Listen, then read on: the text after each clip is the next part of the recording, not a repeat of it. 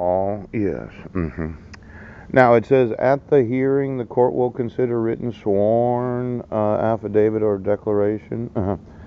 Oral testimony may not be allowed. Yes. Now the written declaration, I put approved here.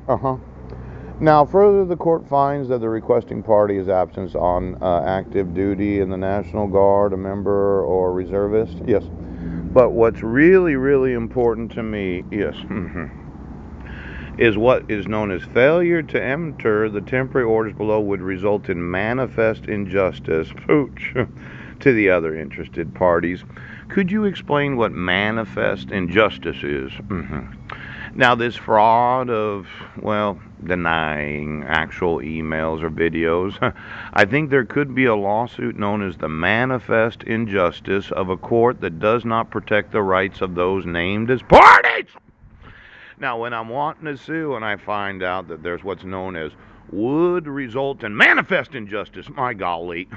Now, I'm going to want to know somebody, yes, in the past, right, was in the military, yes, despite the service member or defendant's absence, failure to enter the temporary orders below would result in manifest injustice.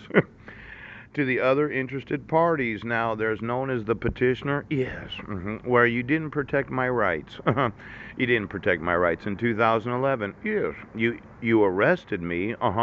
On May 27th, and I was arraigned on May 29th of 2012. Yes, two court commissioners took it upon themselves to issue a protection order for 1 year without any jurisdiction of law. And then when I was found not guilty, yeah.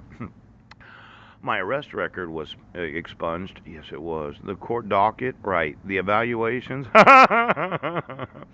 Now, the court would say that it would result in manifest to the other interested parties.